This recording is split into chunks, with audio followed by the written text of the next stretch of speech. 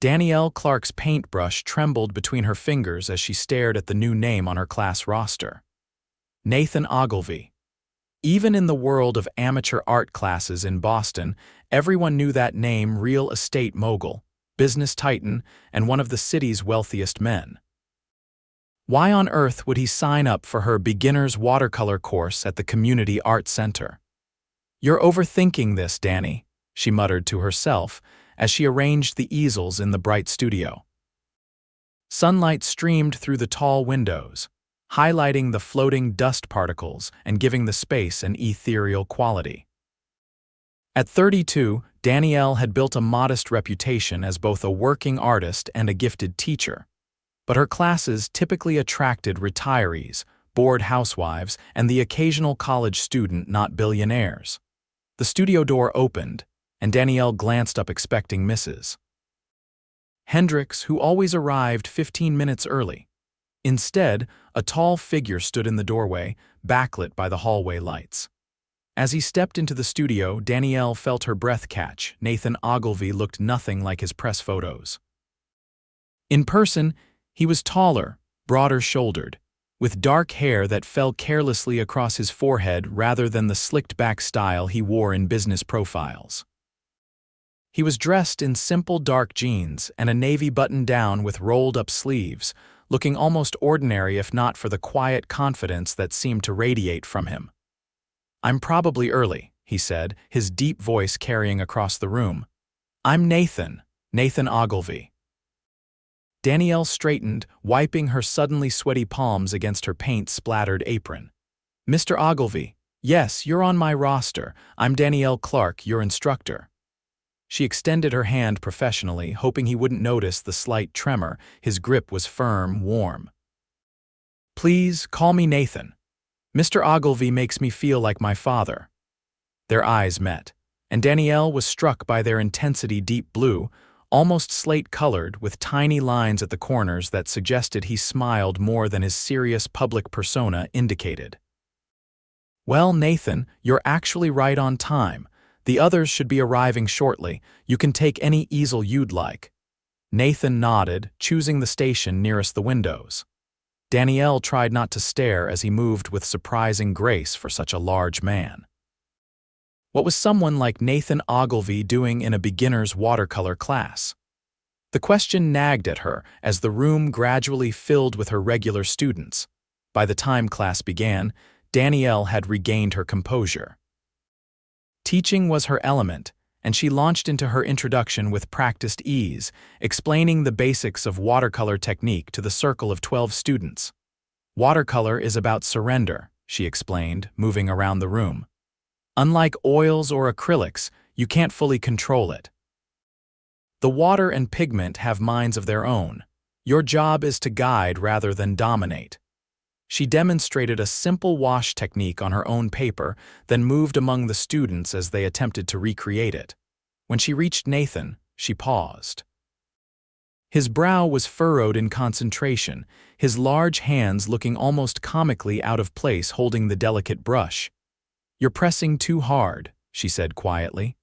"Watercolor requires a lighter touch." He looked up at her, frustration evident in his eyes. "I'm used to getting things right the first time." "That's not how art works," Danielle replied, surprising herself with her boldness. "Art is about the journey, the process. It's not always about the end result." Something flickered in his eyes: interest, perhaps, or challenge. "Show me," he said. Danielle hesitated, then reached for his hand. "May I?" he nodded, and she gently repositioned his fingers on the brush, demonstrating the proper pressure. "Like this. Let the water do some of the work for you." She was acutely aware of his eyes on her, of the warmth of his hand beneath hers, of the subtle scent of his cologne, something woodsy and expensive. When she stepped back, her heart was racing in a way that had nothing to do with teaching. For the remainder of the class, Danielle maintained her professional demeanor, but she found her attention returning to Nathan more often than she should have allowed. There was something compelling about watching this powerful man struggle with something so simple, something children mastered with ease. He approached the canvas with the same intensity she imagined he brought to boardroom negotiations.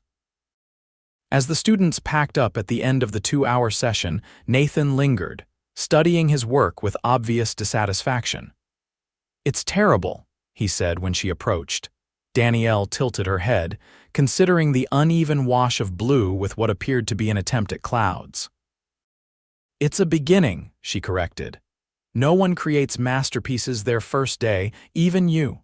A smile played at the corner of his mouth. "Especially me. My first attempts looked like my paper got caught in a rainstorm." She gathered her supplies, trying to ignore the flutter in her stomach when he laughed. "May I ask why you signed up for this class, Nathan? I imagine you have more pressing demands on your time." He was silent for a moment, his expression growing serious. "My therapist suggested it. She says I need a creative outlet that has nothing to do with business." He gave a self-deprecating smile. "Apparently, I'm too controlling." The admission surprised her. It wasn't often that men like Nathan Ogilvy admitted to seeing therapists, much less to following their advice. "Well, watercolor is an excellent choice for someone learning to relinquish control, so I'm discovering." He slipped his practice sheet into a leather portfolio. "See you next week, Danielle." She watched him leave, tall and confident despite his artistic failure, and wondered what the next 7 weeks of classes would bring. The following Tuesday, Nathan arrived early again, this time carrying 2 coffee cups. "I took a chance," he said, holding one out to her. "The girl at the cafe said you usually order an almond milk latte." Danielle accepted the coffee, touched and slightly unnerved by the gesture. "You asked about me at groundwork." The cafe was her regular morning stop before teaching. "I was getting coffee anyway," he said with a casual shrug that didn't quite hide his intentionality. "Seemed rude not to bring one for the teacher." "Thank you." She took a sip. It was perfect, exactly how she liked it. "Though I should warn you, bringing the teacher coffee won't improve your grade." His laugh was unexpected and genuine, transforming his face. "Fair enough. I'll have to improve the old-fashioned way then."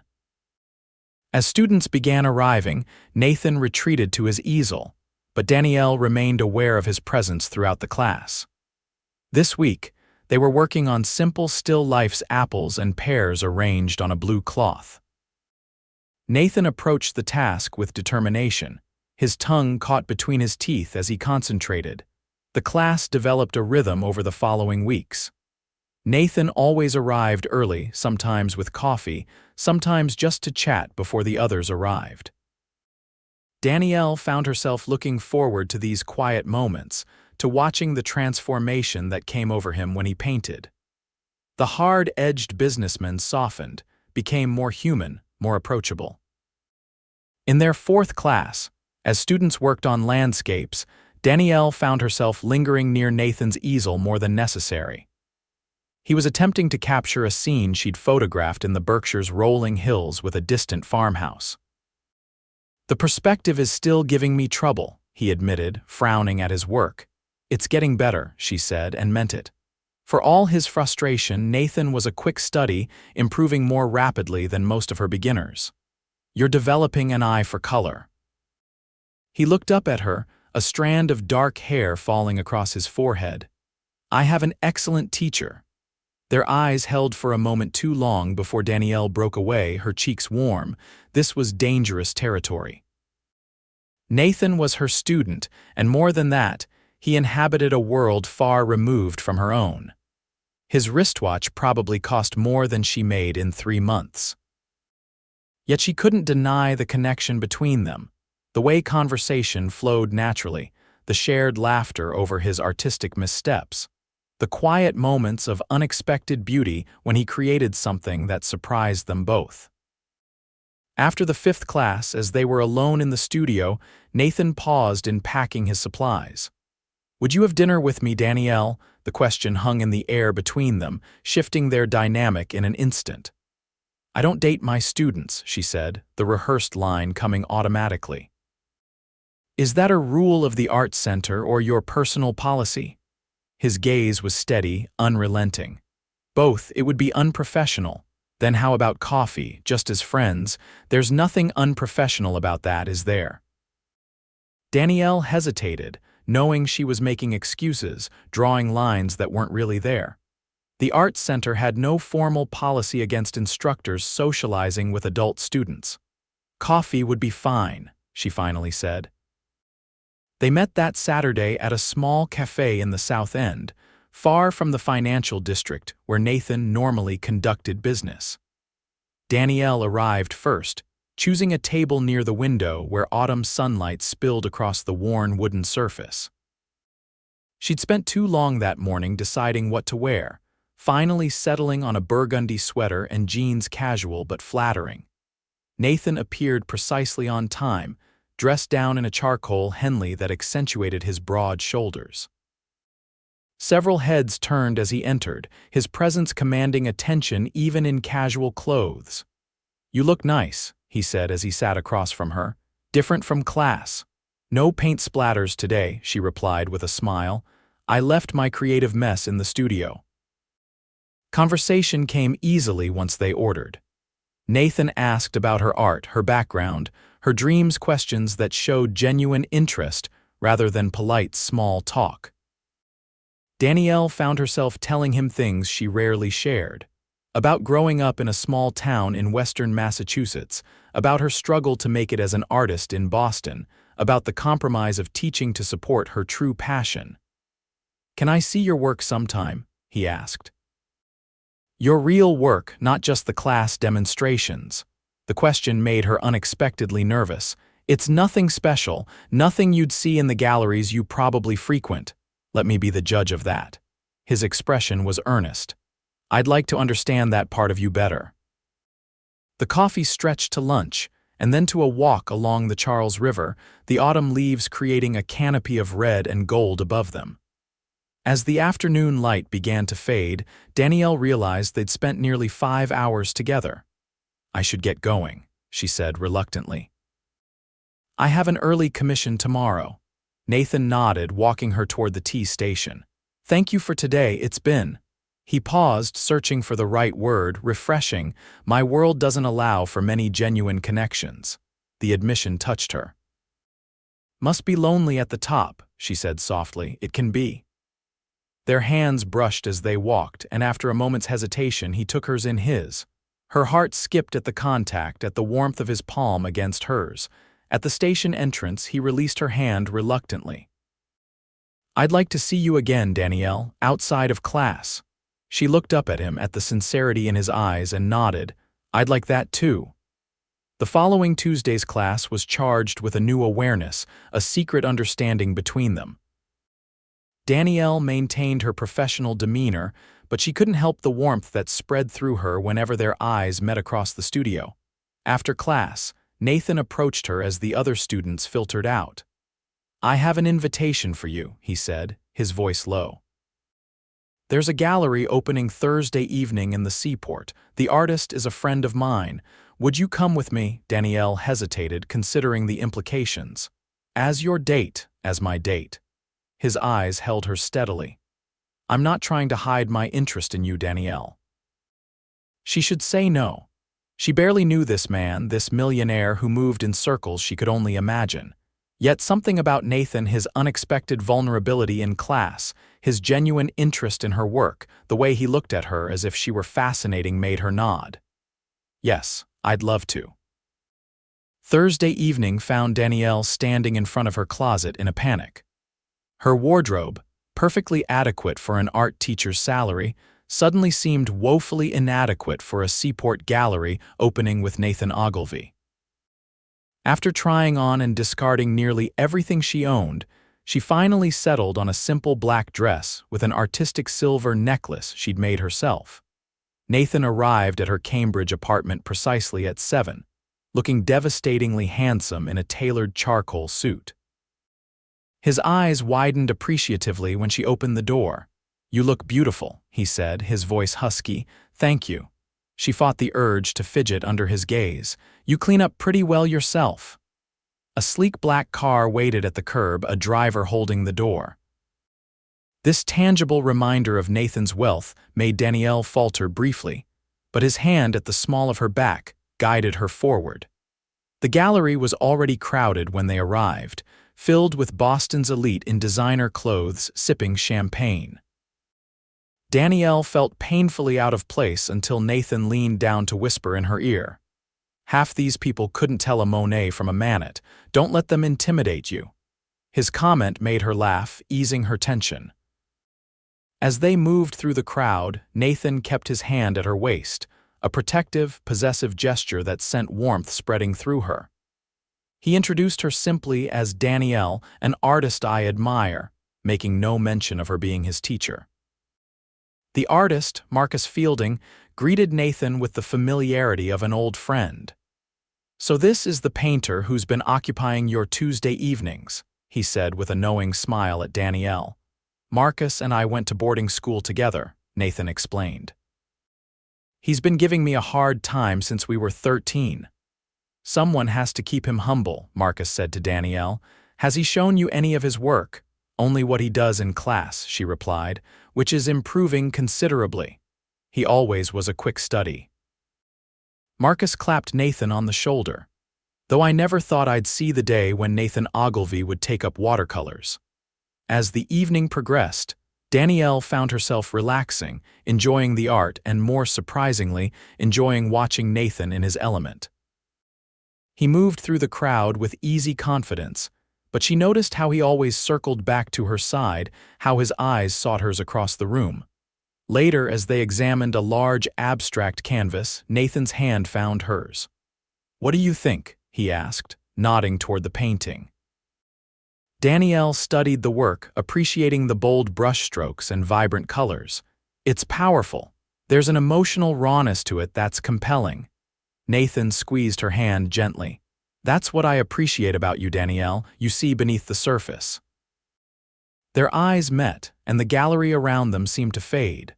For a breathless moment, Danielle thought he might kiss her, right there among Boston's elite. Instead, he brushed his thumb across her cheek in a gesture so tender it made her heart ache. "Would you like to get out of here?" he asked. "Get some air." They slipped away from the gallery, walking along the seaport waterfront. The night air was cool, the harbor glittering with reflected lights. Nathan draped his suit jacket over her shoulders, the fabric warm and smelling faintly of his cologne. "Thank you for coming tonight," he said as they stopped at a railing overlooking the water. "I know it's not your usual scene." "I enjoyed it more than I expected," she admitted, "though I feel like I've seen a different side of you tonight." The business mogul rather than the frustrated art student, he smiled, leaning against the railing. "Which do you prefer?" "I like both," she said honestly. "They're both part of who you are." Nathan turned to face her fully, his expression serious in the dim light. "Danielle, I need to be clear about something. I didn't join your class looking for a relationship. It genuinely was my therapist's recommendation." "I never thought otherwise," she said, though the question had crossed her mind. "But meeting you." He continued, "Getting to know you these past weeks, it's become the highlight of my days. You're unlike anyone I've ever met." The intensity in his eyes made her breath catch. "Nathan, I know there are complications. I'm your student for 3 more weeks. There's the difference in our worlds, our careers, but I'd like to explore this connection between us if you're willing."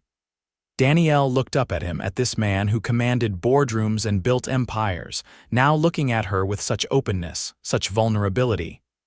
"I'd like that too," she whispered. He stepped closer, one hand coming up to cradle her face. "May I kiss you, Danielle?" she nodded, her heart racing as he lowered his mouth to hers. The kiss was gentle at first, a question more than a demand. When she responded, wrapping her arms around his neck, it deepened, becoming something hungry and urgent and perfect. When they finally broke apart, both breathing heavily, Nathan rested his forehead against hers. "I've been wanting to do that since the 3rd class," he admitted. Danielle laughed softly. "That long? I wanted to since you walked through the door." The weeks that followed were a whirlwind of contrasts. In class, they maintained their teacher-student dynamic, though Danielle found it increasingly difficult not to smile every time their eyes met. Outside the studio, they discovered each other in small, meaningful ways. Nathan took her to elegant restaurants where the staff knew him by name, but she found he was equally content sharing takeout Thai food in her small apartment. He showed her his penthouse with its breathtaking views of the city, but seemed more interested in her cluttered studio space where half-finished canvases lined the walls. "This is where the real Danielle lives," he said, examining her paintings with genuine interest. "These are extraordinary." "Why aren't you showing in galleries?" she shrugged, uncomfortable with his praise. "Breaking into that world isn't easy, it's all about connections." "Connections I have," he pointed out. Danielle shook her head firmly. "No. If it happens, it needs to be because of my work, not because of who I'm dating."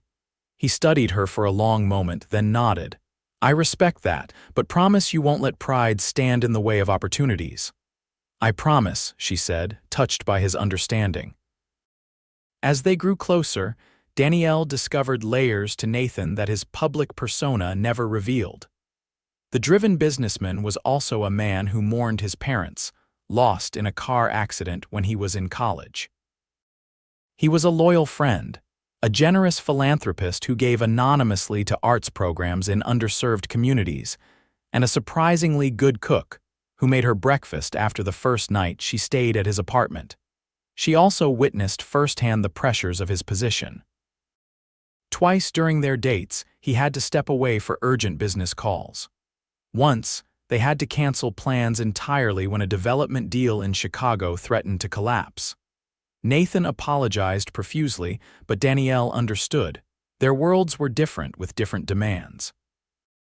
"I'm sorry my schedule is so unpredictable," he said one evening as they sat on his balcony, the city lights spread before them. "It's part of who you are," she replied simply. "Just like my strange artist hours are part of me." He took her hand, kissing her palm. "Have I told you how remarkable you are?" "Only about a dozen times today," she teased. "Make it 13 then." His eyes grew serious. "You see me, Danielle, the real me, not the net worth or the company or the reputation. Do you know how rare that is in my world?" The final watercolor class arrived with a bittersweet quality. Danielle had grown fond of all her students, but she couldn't deny her relief at no longer having to maintain the pretense of a strictly professional relationship with Nathan.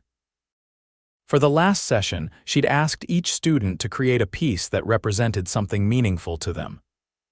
As she moved around the room, offering final guidance and encouragement, she saved Nathan's easel for last. When she reached him, she stopped short, her breath catching. He'd painted a simple scene, two figures silhouetted against a sunset, standing at a harbor railing. Despite the basic technique, there was no mistaking the emotion captured in the image. "It's us," she said softly. "That night after the gallery." Nathan nodded, his eyes never leaving her face. "The night I realized I was falling in love with you." The words hung between them, too important for the semi-public setting of the classroom. Danielle squeezed his shoulder gently, a promise to revisit this conversation later, and moved on to complete her rounds. After the class ended, after goodbyes were said and promises to keep painting were made, Nathan and Danielle remained in the studio. He approached her as she cleaned brushes at the sink. "Did I scare you off with what I said?" he asked, a rare uncertainty in his voice. Danielle dried her hands and turned to face him. "No, but it's a big thing to say in the middle of a classroom. It's a big thing to feel." He stepped closer, taking her hands in his. "I love you, Danielle Clark. I didn't expect to find you, and I certainly didn't expect to feel this way, but here we are." Her heart seemed to expand in her chest, making it hard to breathe. "Nathan, are you sure? Our worlds are so different. They're different, not incompatible." His hands tightened on hers. "Unless you don't feel the same way." "I do," she whispered, the truth of it washing over her. "I love you too. It terrifies me how much." The smile that broke across his face was radiant. He pulled her into his arms, lifting her off her feet in an embrace that made her laugh through sudden tears.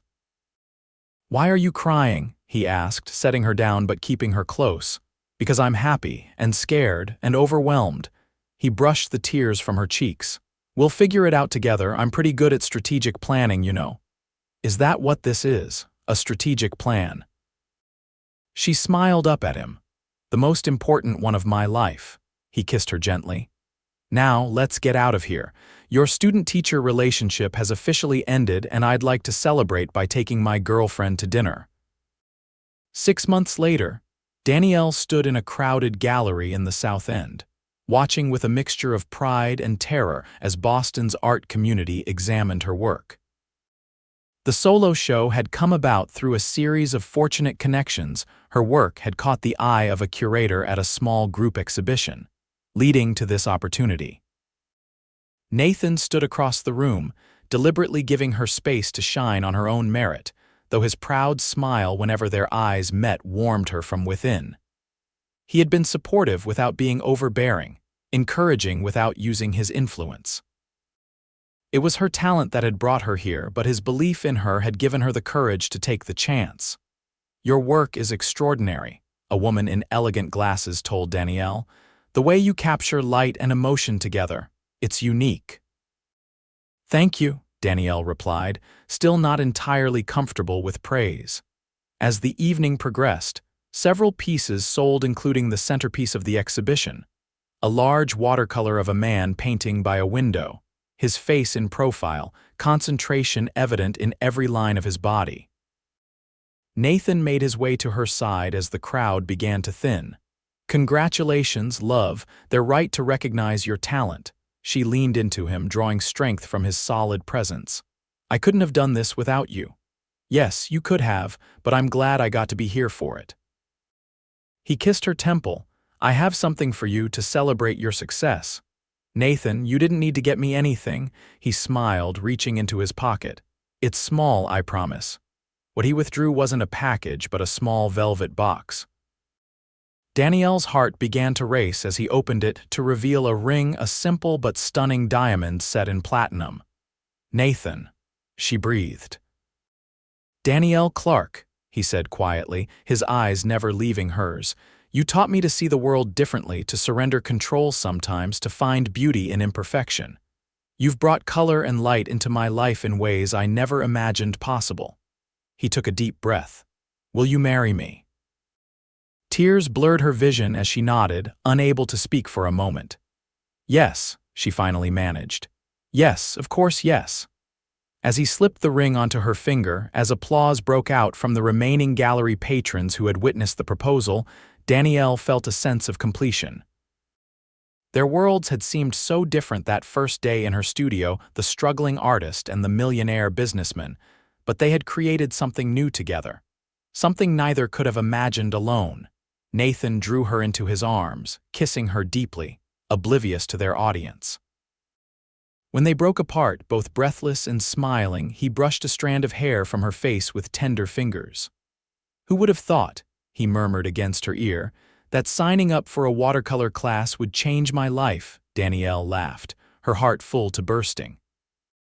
"And who would have thought that the millionaire student would turn out to be the masterpiece I'd been waiting to find?"